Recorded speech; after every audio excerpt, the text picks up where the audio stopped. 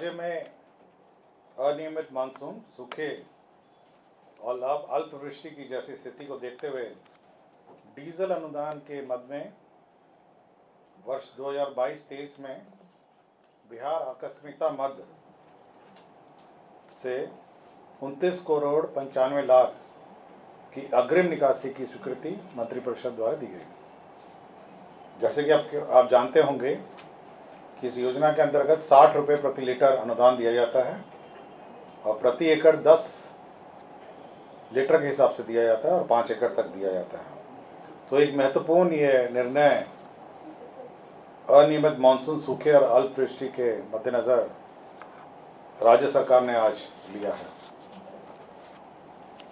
उद्योग क्षेत्र में बहुत महत्वपूर्ण निर्णय आज लिए गए, जिसमें 2 निर्णय आज लिए गए। और सर्वप्रथम जो निर्णय लिया गया है वह औद्योगिक क्षेत्र की जो भूमि है उसके दरों में रियायत दी गई है।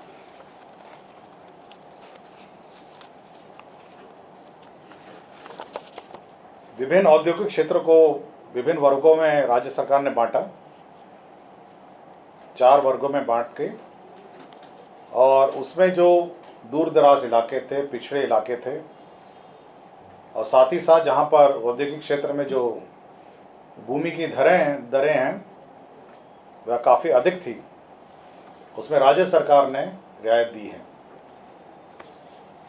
सबसे अधिक रियायत 80% रियायत जो है दरों में दी गई है। उसमें गोपालगंज, सीवान, औरंगाबाद, रोहतास, बक्सर, गया, मुंगेर, पश्चिम चंपारण, मधुबनी, मधेपुरा, सहरसा, नालंदा के निर्धारित जो क्षेत्र हैं, औद्योगिक क्षेत्र हैं, उनमें 80% तक की छूट दी गई है।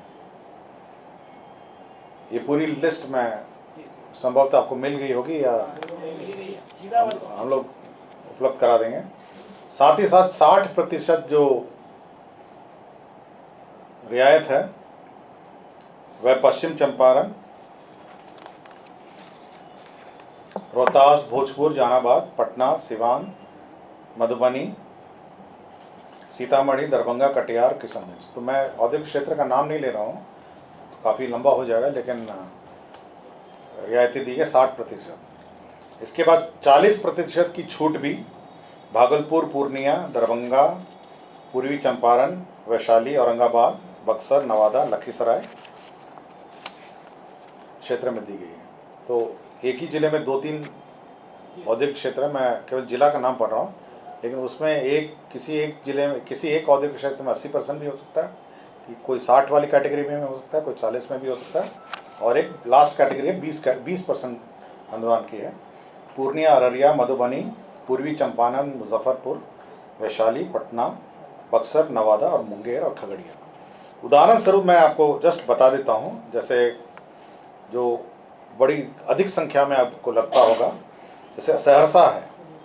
सहरसा में औद्योगिक प्रांगण सहरसा में 8 करोड़ 75 लाख की ज़मीन थी वो, और हमारा काफ़ी दूर दराज इलाका भी है।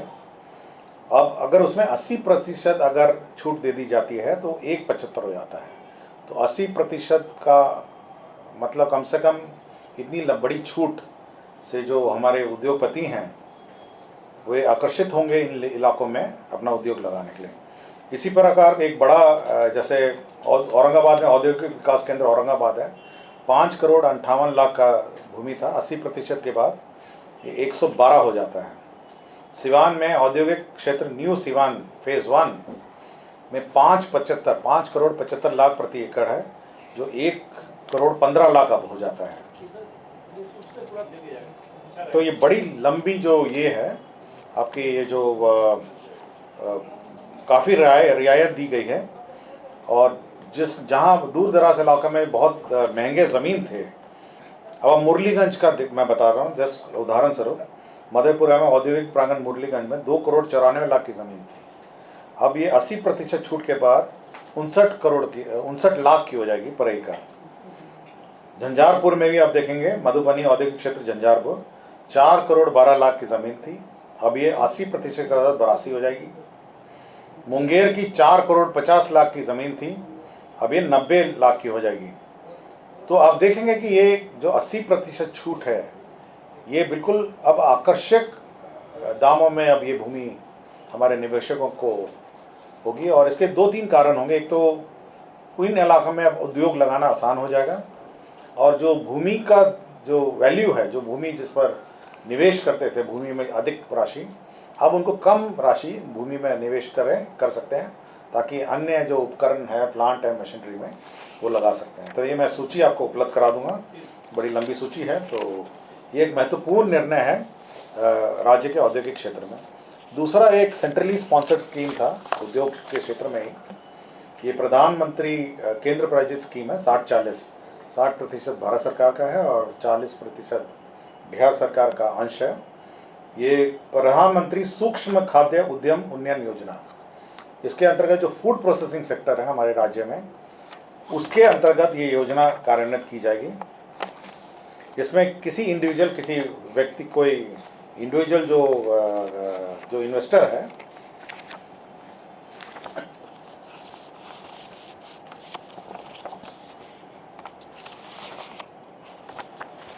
उसको 10 लाख तक ये सब्सिडी दी जाएगी, और 35% के दर से 10 लाख तक ये क्रेडिट लिंक्ड पूंजीगत अनुदान। इसका मतलब है कि आपको क्रेडिट बैंक से क्रेडिट भी लेना होगा और उसके लिंक में ये पूंजीगत अनुदान दिया जाएगा। 10% जो लाभुक हैं, जो इन्वेस्टर हैं, उनको भी लगाना पड़ेगा, और शेष जो राशि है वो बैंक से ऋण लेना होगा। तो 35% हो गया आपका जो सब्सिडी का ये दर से अधिकतम 10 लाख, और 10% लाभुक को लगाना है, और शेष बैंक को से आपको ऋण लेना होगा। तो ये एक स्कीम का एक पार्ट है। इसके अतिरिक्त जो किसान उत्पादक समितियां हैं, जिसको किसान जो उत्पादक समितियां, फार्मर प्रोड्यूसर कंपनीज जिसकी कहते हैं, वो 35% क्रेडिट लिंक पूंजी अनुदान उनको उपलब्ध होगा।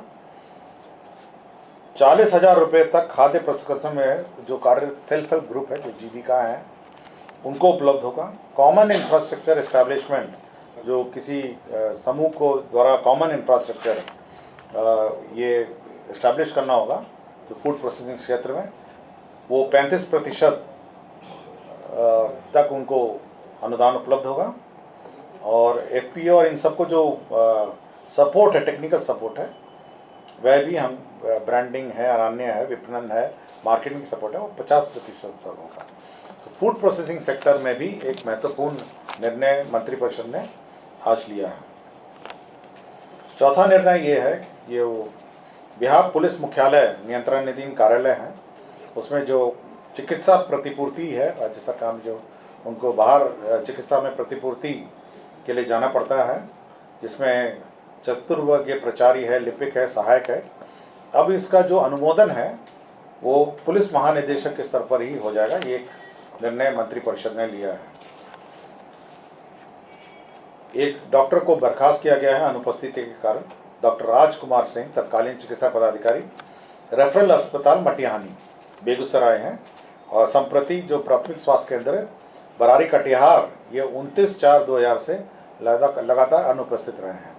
तो इनको बर्खास्त कर दिया गया है अनधिकृत उपस्थिति में। राष्ट्रीय सुरक्षा अधिनियम, जो हमारे पीडीएस है, जो सिविल सप्लाईज के जो राशन दुकानों में जो हतलन व्यय है, उसमें बढ़ोतरी की गई है, और डीलर मार्जिन में भी बढ़ोतरी की गई है। इसमें एक जो 35 रुपये से बढ़ाकर 45 रुपये तथा 45 रुपये से बढ़ाकर प्रति क्विंटल करने का ये आपका जो डीलर कमीशन है, डीलर कमीशन केंद्र सहायता एवं राज्य अंश दोनों की राशि जो है क्रमशः 35 रुपये एवं 35 रुपये से बढ़ाकर 45 रुपये तथा 45 रुपये, तो दोनों में 35 से बढ़ाकर 45 रुपये डीलर कमीशन कर दिया गया है। और अब इस योजना के अंतर्गत जो कुल व्यय होगा राज्य सरकार और केंद्र सरकार का, उसमें राज्यांश होगा, राज्यांश की कुल दर 188 रुपये 90 पैसे प्रति क्विंटल से बढ़ाकर जो 211.40 रुपये राज्यांश अब हो जाएगा। तो जो डीलर कमीशन है वो बढ़ाया गया है, और साथ ही साथ जो हतलन का कॉस्ट है वो भी इसमें बढ़ा दिया गया है। केंद्र हथलन है, ये ट्रांसपोर्टेशन है। तो एक्चुअली जो सेंट्रली स्पॉन्सर, ये सेंट्रली असिस्टेड स्कीम है, तो 32.50 रुपये केंद्र अंश था, उसको बढ़ा के 35 कर दिया। राज्य सरकार का जो अंश था वो पहले ही से ही बढ़ा हुआ था, और जो डीलर कमीशन है वो 35 से बढ़ा के 45 कर दिया। तो दोनों का 50-50 था। तो 35 राज्य सरकार का था और केंद्र सरकार का 35 था। वो 35-45 हो गया, और राज्य अंश और केंद्र दोनों 45 हो गया। तो ये महत्वपूर्ण निर्णय है आपके जो पीडीएस राष्ट्रीय सुरक्षा अधिनियम के तहत जो पीडीएस दुकानदार है। तीसरा ये है, ये जो पीडीएस दुकानदार की जो नियुक्ति की प्रक्रिया है, और इसमें जो इश्यूज आते हैं, बहुत सारे डिस्प्यूट हो जाते हैं नियुक्ति के क्रम में। तो अब ये है कि जिला स्तरीय जो चयन कमेटी है वो औपबंधिक मेगा सूची पहले निकालेगी और 15 दिन तक उसको प्रकाशित करेगी। आपको पता होगा कि वो कमेटी जो जिला स्तरीय चयन समिति है वो पहले भी थी, अब भी है, लेकिन वो 15 दिन तक उसको मेगा सूची को प्रकाशित करेगी। उसके बाद आपत्ति और दावा इनवाइट करेगी, और आपत्ति और दावा की अंतिम तिथि के 15 दिनों के भीतर उसका निष्पादन करेगी। तो पहले तो वो जो भी लिस्ट बनेगी उसको पब्लिश करेगी, उस पर यदि आपत्ति होती है या दावा होता है तो 15 दिन तक उसका निष्पादन करेगी। और अंतिम जो मेगा सूची जो प्रकाशित की जाएगी और अनुशंसा के विरुद्ध यदि कोई असंतुष्ट होता है तो डिविजनल कमिश्नर के यहाँ वो अपील कर सकता है।